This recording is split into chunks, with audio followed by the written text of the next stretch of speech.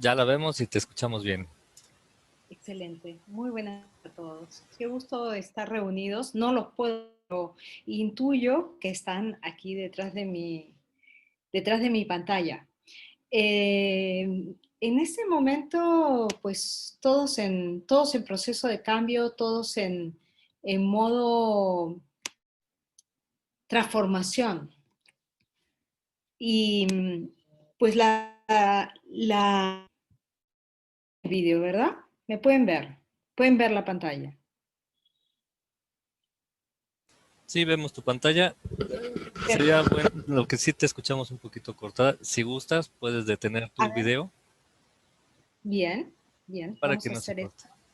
Sí, mejor así. Y al Bueno, final, si quieres, lo entonces, levantas. Sí, claro, claro que sí. gracias. Entonces, la presentación del día de hoy es una presentación que tiene una inspiración en un libro que estoy por sacar al público, por lanzar al público, que tiene exactamente el título que ustedes están viendo en pantalla. Se llama ¿Y ahora qué sigue?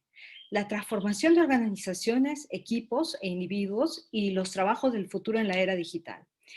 Mi propósito con este título y esta obra eh, es el tratar de disminuir la inmensa brecha que existe en este momento en América Latina como región con respecto de otras partes del mundo en cuanto a el futuro de los trabajos de las organizaciones, dado que tenemos un componente que ya ha estado presente desde hace algunos años, pero que hoy es absolutamente visible, la tecnología. Entonces, el, el momento aquí lo que nos sugiere es el que nosotros empecemos por probablemente hacer un llamado a los líderes, a nuestros líderes, para que puedan sentar las bases que propicien un cambio dentro de la organización y en el entorno. Y para esto es fundamental el que levanten una serie de vallas, una serie de trabas que están surgiendo, especialmente a nivel organizacional. Sin esto, me temo que muy poco vamos a poder hacer al respecto y nos vamos a quedar a la saga. Fíjense ustedes aquí. Me gustaría empezar esta reunión hablando un poco de el cómo estamos todos nosotros atados a un pensamiento de carácter lineal, que en este momento particular está perdiendo significado porque lo que necesitamos es un cambio exponencial. Fíjense ustedes en el gráfico que tenemos en este momento en pantalla, el cómo se está produciendo un crecimiento acelerado en cuanto a tecnología. Cada cuántas décadas, luego cuántos años, nosotros hemos tenido invenciones y hemos podido comenzar a utilizar y disfrutar esas invenciones, desde la imprenta hasta el teléfono, pasando por el empleo de automóviles, la llegada a la luna, hasta que hacia principios de los años 2000, más bien el final de la década de los 90, nosotros comenzamos a percibir que existe una presencia exponencial en cuanto a tecnología. Vamos a ilustrar esto. Fíjense ustedes, tenemos un ambiente acá en pantalla con una playa que está desierta, muy bella. A mí particularmente me encantan los espacios de playa y de naturaleza especialmente. Y hay huellas en el camino. Figuren ustedes, imaginen ustedes que cada una de esas pisadas humanas corresponde a 1 metro. Cada paso es 1 metro. Entonces, si nosotros estableciéramos una línea, esos 30 pasos van a equivaler a 30 metros lineales, valga la redundancia. Pero ahora incorporemos un elemento adicional, el que cada uno de esos pasos se va a multiplicar, pero de forma exponencial. Entonces tenemos un primer paso, luego 2 pasos, luego 4 pasos, luego 8 pasos y así. Al cabo de esos 30 pasos, no vamos a obtener 30 metros lineales como en la situación anterior. Lo que vamos a hacer es, vamos a percibir que tenemos en verdad 30 pasos exponenciales que corresponden a 1.073.741 pasos exponenciales. Y este es el ejemplo más, más claro, creo yo, en torno de el cómo debemos estar percibiendo nosotros el ser exponencial. Ahora, ¿qué cosa es lo que nos está pasando en el entorno? Estamos tendiendo a desestimar el impacto en cierta medida de la tecnología digital. Y esto es algo que está ocupando el espacio, las industrias, los sectores económicos, los países, las organizaciones y finalmente a cada uno de nosotros, individuos. Fíjense ustedes cómo es que los modelos de negocio han estado operando. La línea roja corresponde a un modelo de operación tradicional. ¿Qué quiere decir esto? Ese modelo de operación tradicional, conforme iban aumentando o conforme van aumentando el número de usuarios, tiene un impacto marginal en el valor que poco a poco va disminuyendo en el tiempo. Para el caso de las organizaciones que están incorporando tecnología, el modelo de operación en cuanto a rendimiento resulta que es casi infinito. Y los costos de estas organizaciones son ínfimos, casi cero.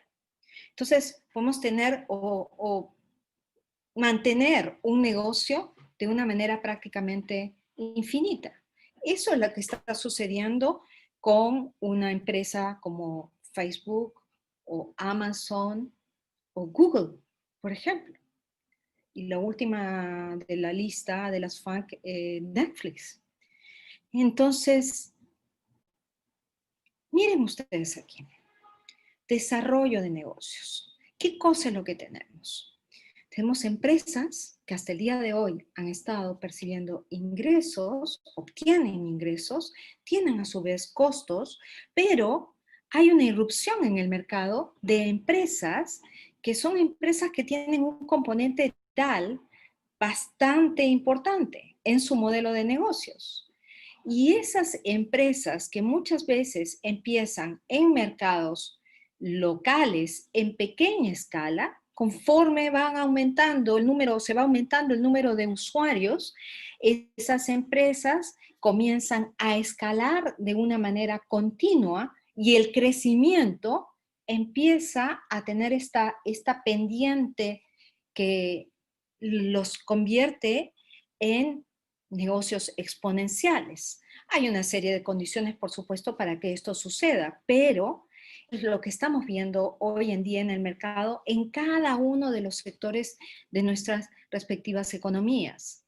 Ahora, ¿cuál es el significado de la transformación digital? ¿Qué cosa significa hablar de transformación digital? La transformación digital no es otra cosa sino la creación y el consiguiente cambio en, primero que nada, las ofertas de mercado, los procesos que involucran a una organización y también los modelos que resultan, los modelos de negocio que están resultando del uso y del empleo de la tecnología digital. A todo esto, en cuanto a transformación digital, hay una serie de, yo los llamo aquí mitos. Mitos que se contrastan con realidades. El primer mito es el pensar o el tener toda esta corriente de organizaciones, individuos también, que manifiestan que todo lo digital va a reemplazar a los trabajos físicos.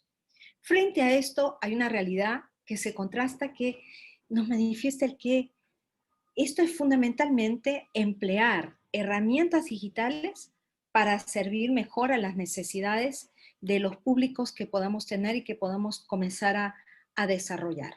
Indudablemente, esto requiere que cada uno de nosotros comience a desarrollar aprendizaje de una manera continua y aprendizaje no en el tipo de competencias que usualmente hemos venido desarrollando. El sistema educativo entero va a tener que cambiar y tiene que adaptarse de una manera muy rápida, porque las competencias que necesitamos son competencias bastante diferenciadas de lo que estamos percibiendo en el sistema educativo.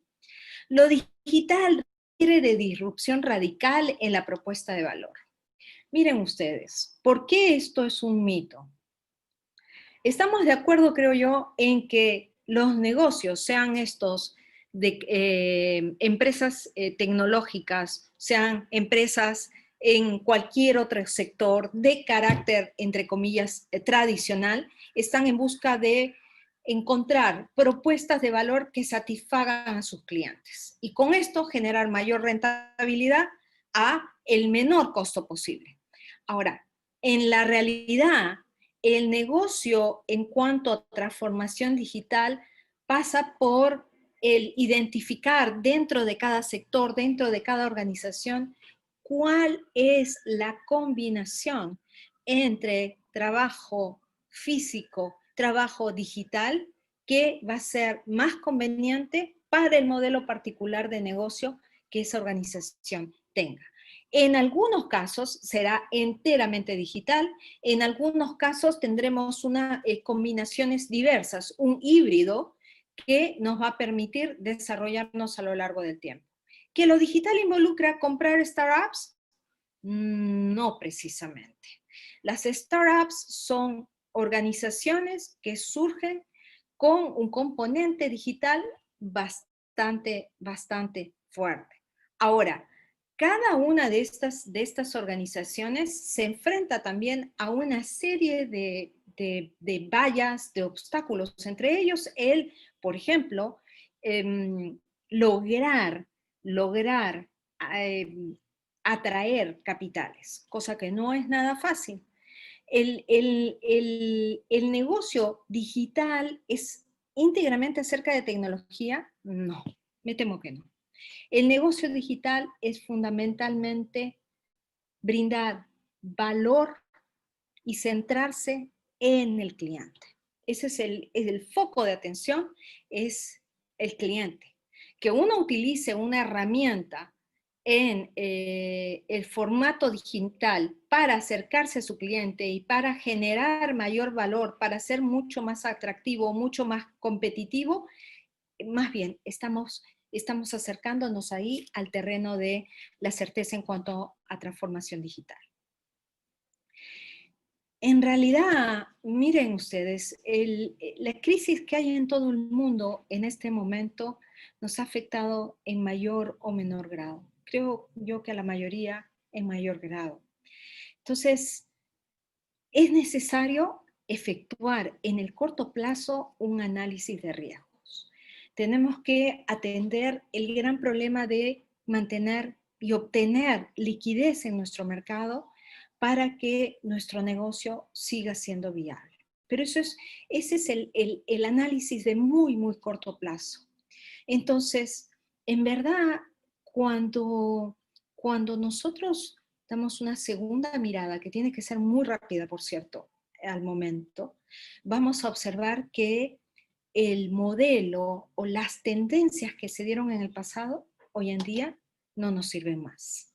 Esas tendencias, a manera de curiosidad histórica, funcionan, pero no podemos basar más o tener una base de nuestros negocios sobre lo que ya sucedió en el pasado. ¿Qué cosa es lo que hacemos hoy en día? Necesitamos el auxilio de una herramienta, para mí y para muchos otros que ya están en contacto con ella, fantástica, los escenarios.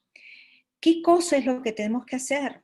Ubicarnos en el presente y a partir del presente tener una mirada hacia el norte, un norte figurativo, un norte en el cual nosotros comenzamos a identificar futuros posibles. Desde esos futuros posibles, desde esa identificación de cuál es la mejor opción para cada uno de nuestros negocios, es que tenemos que comenzar a construir nuestro presente y avanzar sobre esa línea. Entonces, hay una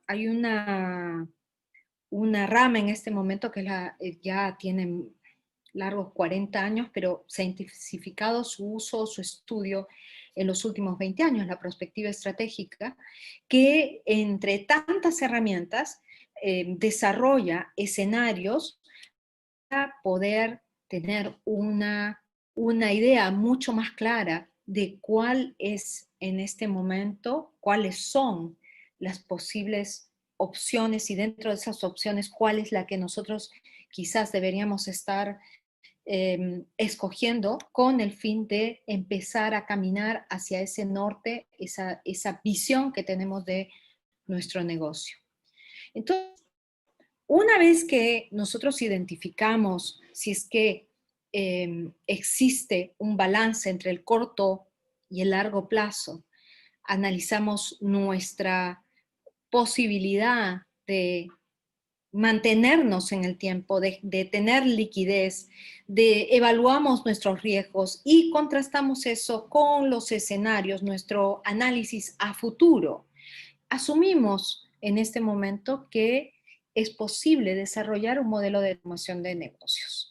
Hay muchas versiones al respecto en este momento relacionadas a la transformación de los negocios. A mí me gusta particularmente este que tenemos en pantalla, que ha sido elaborado por los señores Guderkamp y Bushmeyer, que están concentrándose en 4 aspectos fundamentales. Primero, la estrategia de la transformación, o sea, cuál es primero la visión que tengo a futuro de mi negocio, qué estrategia voy a emplear, cómo es que esa estrategia se está relacionando a el desarrollo de no solamente los procesos, sino a la estructura presente que muy probablemente va a tener que volverse mucho más horizontal. ¿Qué comportamiento requiero yo de cada uno de los miembros, hablando como organización, para que esa estrategia de transformación se haga viable? Eso va a requerir muy probablemente un cambio en nuestra mentalidad y a partir de ahí identificar qué tipo de trabajo voy a desarrollar. Con esto necesitamos el auxilio de prototipos, de una mentalidad de experimentación, el no estar cortando o asignando sanción, por ejemplo, a alguien que de repente se equivoca, emplear muchas de las herramientas que están dentro del paquete de metodologías ágiles para luego hacer un delivery, una entrega de ese proceso y de ese modelo de transformación que involucra fundamentalmente un cambio en tanto la mentalidad a nivel organizacional, a nivel de equipos, a nivel de personas y el consecuente cambio, la transformación en la cultura de la organización. Todo esto, la estrategia, el diseño y la posterior entrega, impacta y tiene una base al mismo tiempo en el estilo de liderazgo que estemos propiciando. Y la gobernanza, o sea, qué reglas en concreto, qué normativa voy a tener y cómo es que ese líder o ese conjunto de líderes va a atender esta transformación. En consecuencia, vamos a requerir un plan de transformación digital. Ahora, ese plan de transformación digital, me he atrevido yo ahora a traer una particular visión de ese plan que está resumido en esta pantalla en 8 puntos. Los 2 primeros los he integrado en la caja central que ustedes ven, la visión, la estrategia por un lado y el plan de implementación de esa transformación digital. Y 6 puntos alrededor que dependen tanto de la visión y la estrategia como del respectivo plan de implementación. Vayamos a ver cada una de ellas ligeramente, de una forma muy rápida. Primero que nada, el marketing digital. ¿En cuanto a qué? En cuanto a la generación de tráfico. Si nosotros tenemos un negocio que es un negocio con un componente digital al momento, tenemos que saber diferenciar primero cuáles son los medios con los que contamos, o sea, qué cosa es lo que nosotros tenemos, cuáles son los medios que estamos pagando y qué cosa es lo que nosotros nos hemos ganado a través de la presencia dentro del ambiente digital. Empecemos por los medios que estamos poseyendo. Primero, la página web respectiva, blogs a nivel de organización, a nivel personal, los motores de optimización, el SEO, luego, ¿cuáles son los medios que nosotros estamos pagando? Probablemente ahí van a entrar herramientas como, por ejemplo, el emailing o el impacto que pueda tener algún influencer, por ejemplo, que nos está ayudando, el que podamos desarrollar, por ejemplo, dentro de nuestras redes sociales, también espacios que han sido adquiridos monetariamente, que se han monetizado, y luego tener en cuenta los motores de búsqueda a través del marketing. O sea, qué cosa es lo que estamos nosotros desarrollando para que nuestro esfuerzo a través del ambiente digital logre tener impacto y logre ser encontrado en los medios digitales.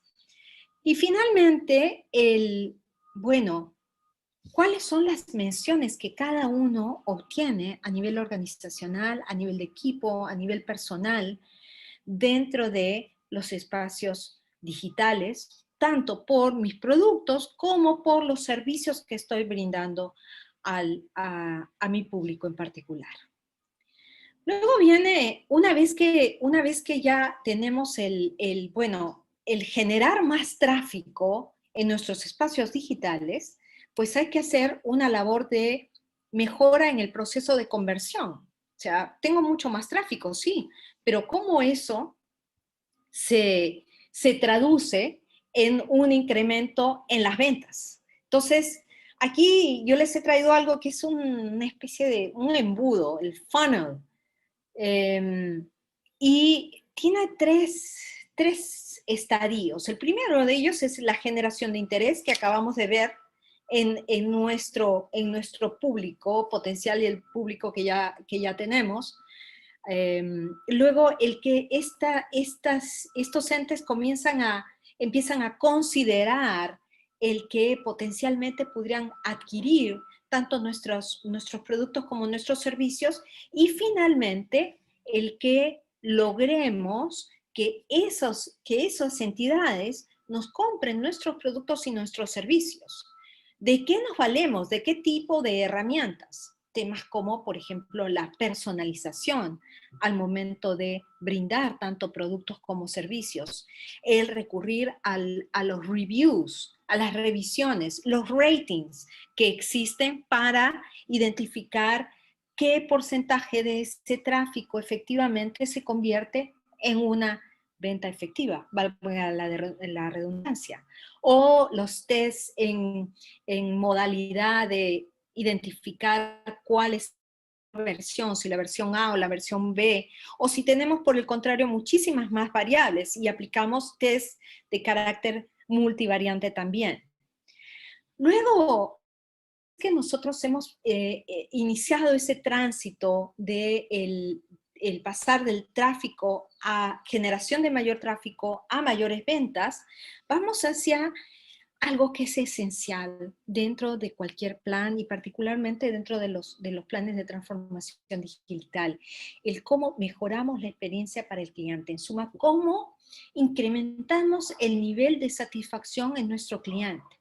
Y ahí hay que tener en cuenta, mucho en cuenta, qué cosa es lo que cada uno de nuestros clientes percibe y al mismo tiempo cuál es la posible expectativa que ese cliente puede tener sobre la entrega de nuestro servicio, de nuestro producto.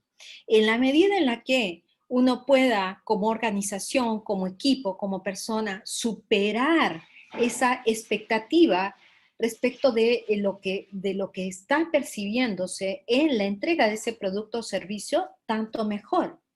Entonces recurrimos a herramientas como la que tenemos en pantalla, el Customer Journey, que es esta especie de diario del cliente en el cual comenzamos a descubrir qué cosa es lo que puede convertirse o puede constituirse como una necesidad que de repente no ha sido ni siquiera descubierta, mucho menos entendida por el cliente. En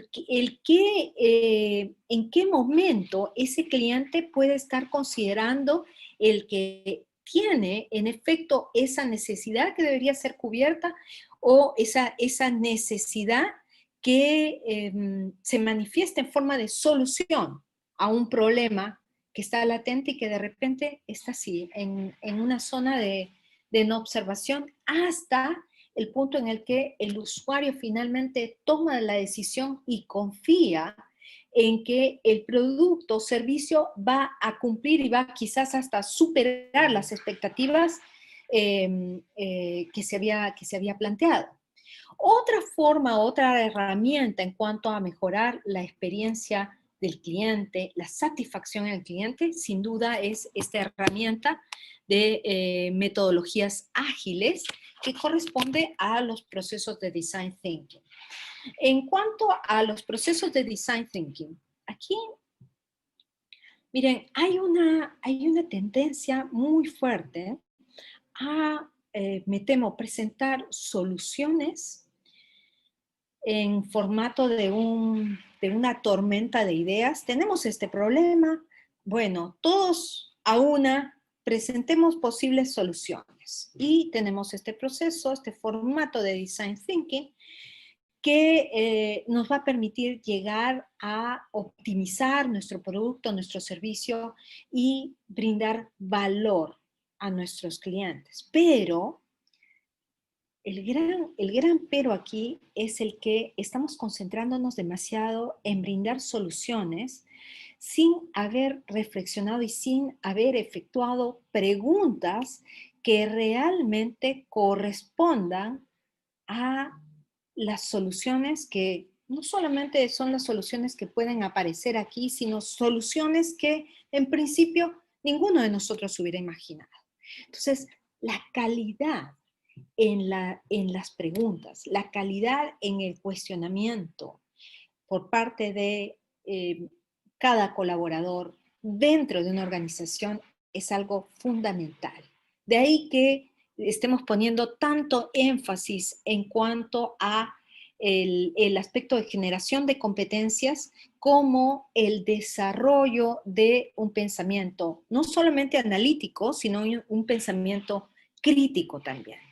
Entonces, algo que tenemos que tener en cuenta, vale mucho más generar las preguntas que nos van a provocar respuestas que están en el terreno de la certeza y respuestas que van a brindar soluciones a problemas reales, a brindar soluciones de antemano que muy probablemente cuentan con preguntas, pero preguntas que no corresponden a la situación actual ni a la situación de problema que podemos estar enfrentando. El siguiente aspecto dentro de nuestro plan de transformación digital está orientado o está destinado a el que es necesario fomentar una cultura de aprovechamiento de datos. Data, hoy en día, es conocer tres cosas que las tenemos aquí frente en pantalla. Primero que nada, la capacidad que se tiene de disponibilidad de data. O sea, ¿con cuánta data cuentas?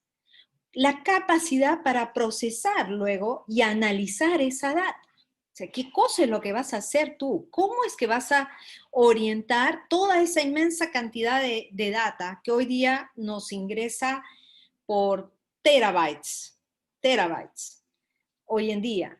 Y finalmente, la necesidad de entregar o extraer valor a partir de esa data. Entonces, esto el uso que uno le dé a la data depende del tipo de organización, de los requisitos que cada uno se plantee dentro de su organización. Hay una serie de herramientas en data en este momento, en Big Data, que nos facilitan el utilizar, emplear y aprovechar al máximo estos datos. Caso de las herramientas que les planteo acá, como Peak o Hive, Cassandra, en fin, o Spark. Entonces, esto es algo que simplemente lo mencionamos porque podríamos tener, creo yo, sesiones enteras respecto de esto y que por cierto, pues se van a, menciono y hago comentarios muchísimo más en profundidad dentro de esta obra y este libro que estoy publicando en el mes de enero, a inicios del mes de enero del 2021. El siguiente aspecto dentro de nuestro plan de transformación digital debe ser el constantemente renovar no solamente la infraestructura, sino la cultura tecnológica. O sea, hace falta que cada uno de nosotros se involucre con el mundo de la tecnología y que no se trata de convertirte en un arquitecto de data o en un data scientist, no, pero sí es necesario el que cada uno reconozca cuáles son las tendencias que están viniendo, por ejemplo, para el próximo año, al 2021. Con este tema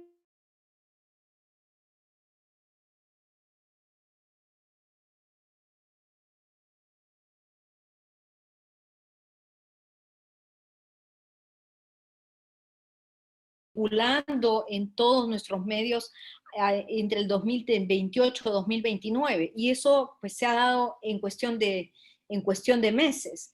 El cloud computing, por ejemplo, es el recurrir a espacios en la nube en los cuales de una manera muy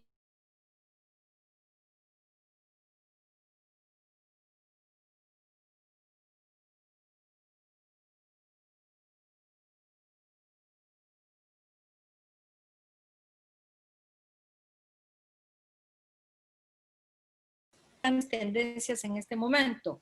La inteligencia artificial, similarmente. Ahora, en cuanto a inteligencia artificial, eh, hay que profundizar un poco más y me parece que la inteligencia artificial como que ha hecho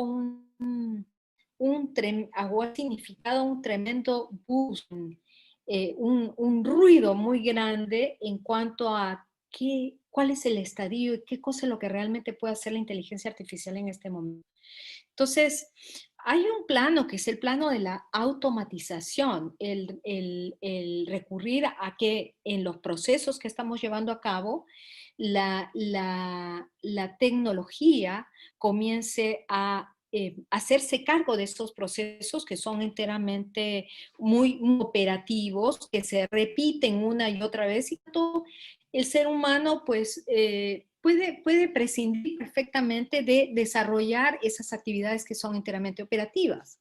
Ahora, ese plano de automatización se cruza con el tipo de inteligencia artificial que se reconoce como inteligencia débil, estrecha en algunos casos, en los cuales, pues, por ejemplo, nosotros desarrollamos lo que estamos apreciando hoy en día, los famosos chatbots que están empleándose en muchas empresas a la fecha, que responden a cuestionamientos que se hacen comúnmente o que se hacían comúnmente dentro de las áreas de atención al cliente. Entonces, hay una preprogramación y opciones para que uno pueda escoger dentro de esas opciones y que pueda ser guiado a través de una máquina. Ahora, el, el estadio de la inteligencia artificial realmente está en un nivel muy, muy inicial. Con los años, apuntamos nosotros a un estilo, un tipo de inteligencia en el cual se logre equiparar la inteligencia de las máquinas con la inteligencia del ser humano. Ahora, hay mucha controversia en torno de esto, y yo personalmente pienso que es muy difícil muy difícil replicar. Por ejemplo, los procesos reflexivos y el genio creativo y las emociones de los seres humanos. Entonces, me parece que vamos a recorrer un largo trecho todavía, aun cuando tengamos iniciativas como las de este robot femenino, Alexa y similares, que pareciera que pues cada vez se acerca mucho más a el espacio humano. Como les había comentado hace un momento, mientras que nosotros no tengamos en tecnología sea o algo que sea capaz de generar cuestionamientos a los del ser humano, pues la inteligencia artificial a pasos adelantados, pero esto es un grano de arroz en una inmensidad todavía, en este momento. La tendencia, la ciberseguridad, necesitamos brindar muchísima más seguridad dentro de nuestras organizaciones, a cada uno de nuestros colaboradores y también al público que emplea tanto productos como nuestros servicios. Entonces, hay todo un campo de desarrollo en torno de la ciberseguridad. Creo yo, tremendamente actual y necesario el reconocer. Luego, el Internet de las cosas, como la cuarta tendencia, es el integrar absolutamente todos los espacios, los accesorios que podamos nosotros emplear en nuestra vida cotidiana a través de el Internet. Y finalmente, bueno, ya lo había mencionado hace un momento, los procesos de automatización a través de los robots también. Reconocer esto y permanecer en contacto y enterarse de qué cosa es lo que está sucediendo en este momento en cuanto a infraestructura tecnológica. El siguiente aspecto acá es el sexto punto, en verdad, es el desarrollo de una organización y una cultura, por lo tanto, que hace, que no se asuste ante lo digital. ¿Qué cosa deberíamos estar pensando? Primero que nada, ¿cuál va a ser el diseño particular que va a corresponder a cada organización, a cada equipo de trabajo en cuanto a la adaptación al nuevo? Por ejemplo, el hecho de que hoy en día nosotros conectamos a través de esta nube y que comencemos y vayamos a mantenernos en el trabajo, en el relacionarnos unos a otros de aquí en adelante con mayor frecuencia en la web. En pandemia, estoy segura, nosotros como seres humanos que somos vamos a retornar al formato presencial, pero indudablemente el espacio y el tiempo se nos va a cortar muchísimo con el empleo cada vez en mayoría a través de la web. El estilo de liderazgo, por ejemplo, el que necesitamos personas que actúen como facilitadores, que actúen como personas que son muy cercanas a sus equipos de trabajo, personas que no sancionan el hecho de que exista una falla, sino que permiten, promueven el trabajo de una forma absolutamente colaborativa, que se sirven de las redes, tanto hacia fuera de su organización como hacia adentro de la organización, para emprender acciones que en principio son creativas, pero que a la larga, con el uso, van a ser mucho más innovadoras y van a tender probablemente a hacer disrupciones también en el mercado. Y facilitar una cultura que tenga las siguientes características. Primero que nada, culturas mucho más resilientes, la tolerancia a las fallas, que lo habíamos mencionado hace un momento, una generación o un foco de atención en la generación de valor y mucho más apoyo a el talento humano dentro y fuera de su organización. Y el plan de implementación de transformación digital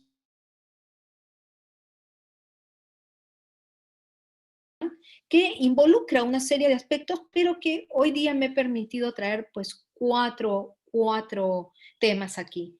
El plan no es posible si es que no existe un apoyo al más alto nivel en la dirección de la organización. Esto no debe estar en manos de un CTO, un oficial, un gerente de transformación en tecnología. No, esto involucra absolutamente a todos, pero desde el más alto nivel, absolutamente. Que el plan tenga una secuencia lógica. ¿Esto qué quiere decir? Debemos contar con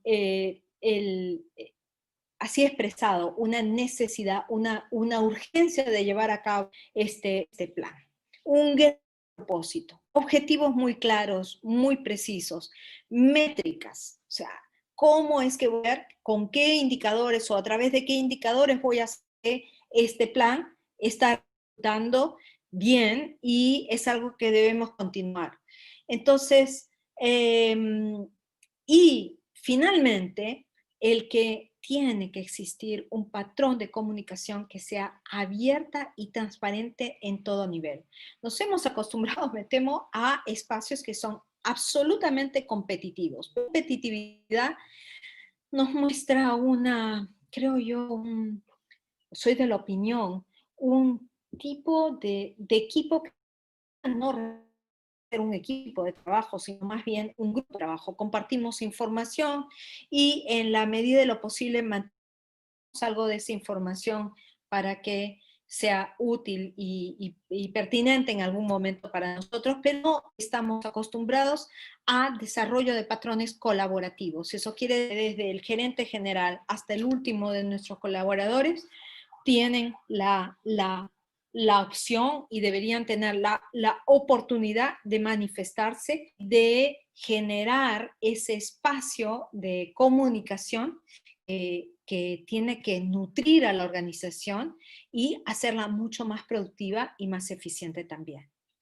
Entonces, a la fecha, miren ustedes lo que viene para el 2025. Esto es algo que acabo de verlo en un reporte del Banco Mundial. Querido compartirlo con ustedes. Estamos en 35 millones de personas que van a ser desplazadas de sus trabajos como consecuencia de esta división que estamos haciendo entre seres humanos y máquinas. 97 millones de personas que van a tener como consecuencia de esta nueva división de trabajo y del ingreso de algoritmos de tecnología en los roles. Eso requiere definitivamente nuevas competencias en el mercado. ¿Qué cosa es? Combinación. Competencias técnicas, combinaciones de elementos, barreras que antes no se habían cruzado, que ahora ya comienzan a complementarse, de por medida en cada uno de nuestros roles y nuestros puestos de trabajo y tiempo una consideración muchísimo mayor por capacidades, competencias que denominamos competencias blandas. ¿Qué cosa es lo que esperamos hacia el 2025? Por lo menos un 40% de los colaboradores que van a necesitar un reskilling, o sea, un aprender nuevamente en un plazo máximo. Miren ustedes, es muy corta la ventana de tiempo, 6 meses a lo sumo, y un 94% cabezas de las organizaciones que están esperando que sus trabajadores adquieran nuevas competencias en su trabajo. Esto es un reto inmenso, especialmente para la región América Latina. No contamos con mucho personal al momento que tenga esas características que acabamos de mencionar. Entonces, tenemos que ponernos a trabajar ya mismo. Mi intención al compartir algunas ideas clave de esta obra que pongo a consideración de todos ustedes muy pronto, en cuanto salga de la imprenta, es el que pienso que hace falta trabajar en y se hace absolutamente urgente el que trabajemos para reducir esa tremenda valla que existe, ese gap que está existiendo en este momento en los trabajos que venimos desempeñando en la actualidad y los trabajos que vienen hacia el futuro. Voy a tener que un poquito acá, quedarme ya en este espacio porque veo que, perdonen ustedes, he tomado más tiempo de lo que tenía asignado, me parece, al momento, pero pues se abre en este momento el espacio unos minutos antes de que tengamos que terminar este compartir con todos para preguntas, para comentarios. Me encantaría escucharlos y saber qué cosa es lo que opinan al respecto de lo que acabamos de... Les agradezco desde ya la paciencia y el buen ánimo y la buena disposición para estar presentes a través de este maravilloso espacio que es Agile Week Perú y Agile Week Latinoamérica en su versión en 2020.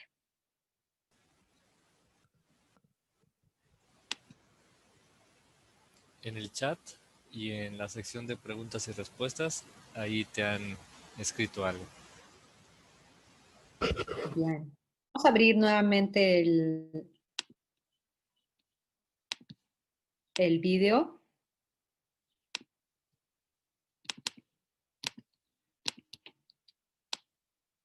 Si pudieran habilitarme, por favor, para poder vernos nuevamente, se los agradezco.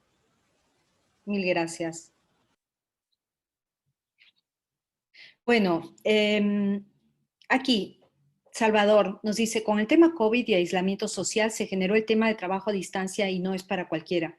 La misma situación se da en clases a distancia que a mi entender ha potencializado las deficiencias que cada sistema educativo tiene. Una de las mayores áreas de oportunidad que equipo. Cada vez es menor la participación o interés de los estudiantes en participar y aprender, y los profesores se ven obligados a batallar menos o a probar sin elementos. Desde México, mi pregunta, muchas gracias Salvador, es desde su perspectiva, ¿qué tanto se está comprometiendo la utilidad de la fuerza laboral de trabajo de las siguientes generaciones en el tema de rendimiento, aptitudes y actitudes, independientemente al acceso a tecnologías de aprendizaje? Interesantísima su pregunta, Salvador, muchísimas gracias por hacerla.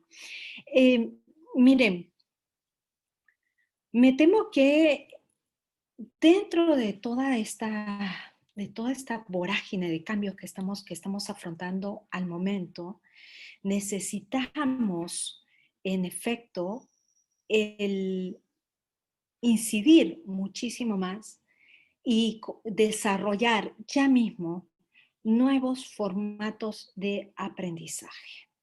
Nuevos formatos de aprendizaje. Esto es fundamental para que las siguientes generaciones tengan un nivel de rendimiento igual, superior a lo que se está observando hoy en día. Pero eso no llega sin el auxilio del desarrollo del pensamiento crítico. Entonces, ¿por qué pensamiento crítico?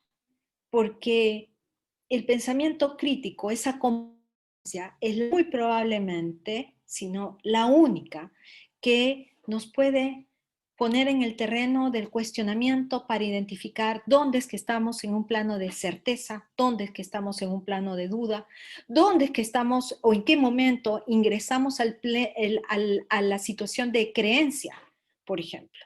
Si es que las nuevas generaciones no logran identificar las diferencias entre opinión, entre certeza, no logran desarrollar patrones de razonamiento que se valgan de la argumentación, del presentar razones a favor, en contra, pues me temo que la inclusión, el acceso a tecnologías de aprendizaje, eso va a ser algo absolutamente tangencial. Ahora, unido a tema de desarrollo de competencias también necesitamos pues incorporar temas como el que requerimos un nivel de conectividad muy superior al que estamos empleando hoy en este momento.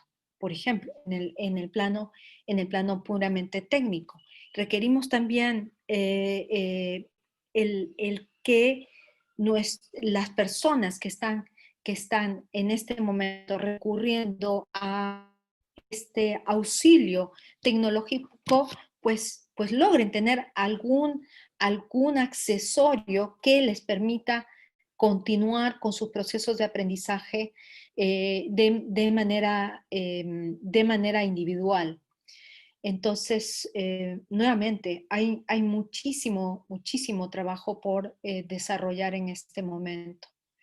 En el sistema educativo, María Fernanda nos pregunta acá, gran parte de las carreras son tradicionales y no están vinculadas con ciencia y tecnología. ¿Cómo debería proyectarse el sector educativo para responder al escenario actual y del futuro?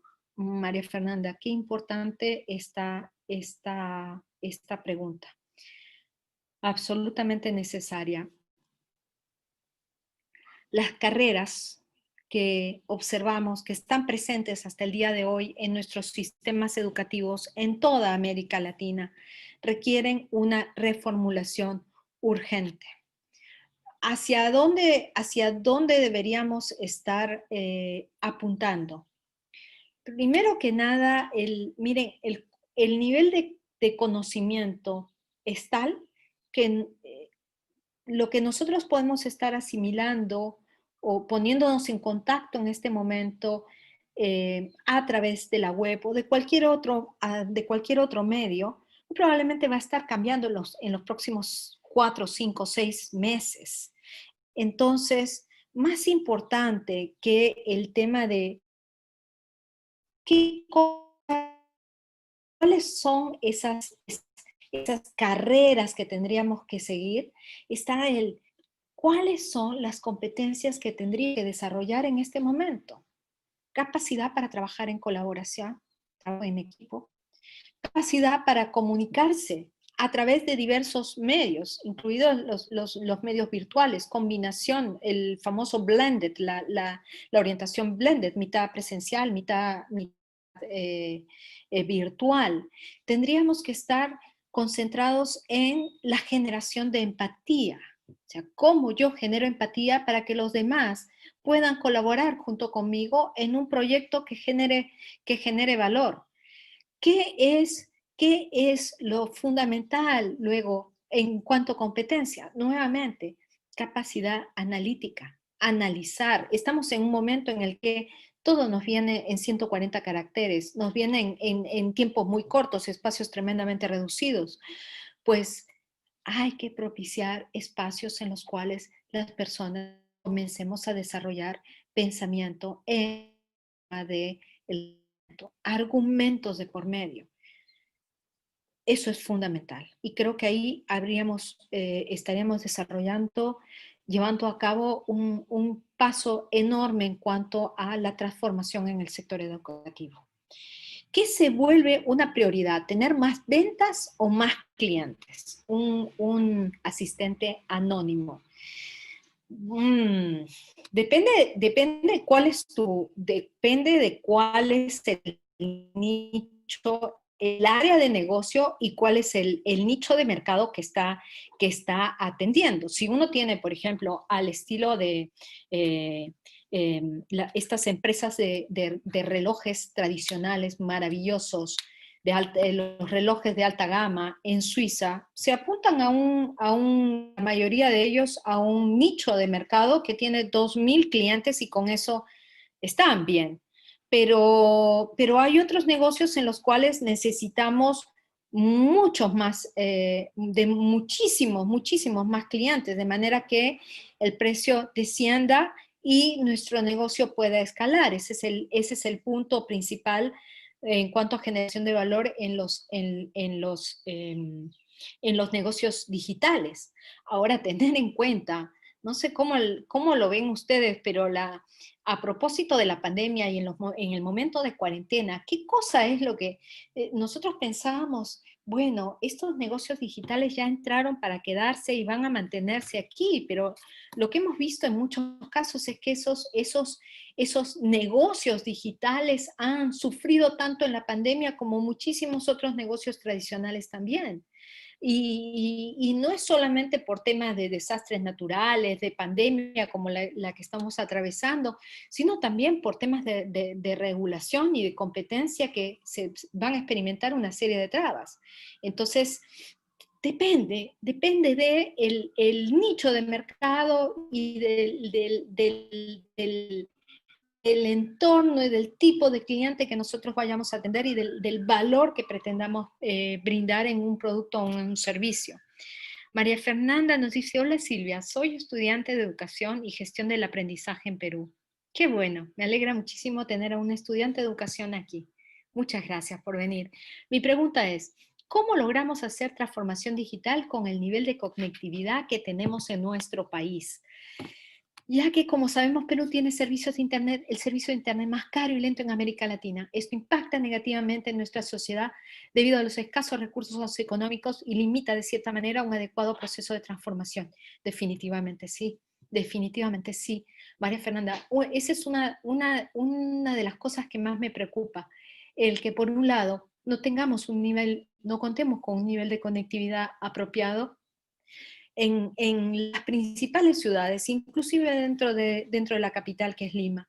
Y por otro lado, el que en este momento la crisis económica, sanitaria, nos sume nuevamente en un terreno de pobreza para millones de personas, pobreza extrema, que hace prácticamente imposible el que estas personas puedan adquirir un accesorio tipo un smartphone, un teléfono inteligente o un computador y no puedan avanzar y desarrollarse en una carrera donde las reglas ya están determinadas. Entonces, yo, en verdad, a título personal, para el caso Perú, diría que uno de los puntos principales, fundamentales de discusión, ahora que vamos a tener elecciones presidenciales en abril próximo, debe ser exactamente el tema de transformación digital, el tema de conectividad y el cómo vamos a afrontar la educación para las generaciones futuras. Karen Mispireta. Karen, qué gusto de verte por acá, digitalmente. Buenas tardes, Silvia. ¿Qué competencias debemos tener a futuro para el mercado laboral? Bueno, lo había mencionado un poquito antes. Fundamentalmente, competencias relacionadas, por un lado, la parte técnica y un crossover que se da por la intersección de diferentes áreas de conocimiento, eso en la parte técnica, habilidades, competencias en el lado blando, resiliencia, colaboración, comunicación, pensamiento crítico, y el tercer componente es el componente tecnológico, fundamentalmente. Una persona anónima. Felicitaciones por la próxima publicación de su libro. El nombre y ahora que sigue creo que es preciso para estos tiempos de transformación en que nos encontramos. ¿Cuándo sale su libro publicado? Muchas gracias por preguntar. El libro debe estar saliendo hacia el término del principios de enero 2021, en la primera quincena de enero 2021. Entonces ahí pues tendremos una presentación formal, va a estar en formato de ebook, también en formato físico, en las principales librerías también, y va a tener una difusión a nivel América Latina. 5 de la tarde. Mil gracias, muchísimas gracias a nuestro grupo Agile Week Perú por la maravillosa oportunidad para presentación. Última cosa, me encuentran a través del LinkedIn Silvia Santisteban. Muchísimas gracias. Que tengan una muy buena tarde.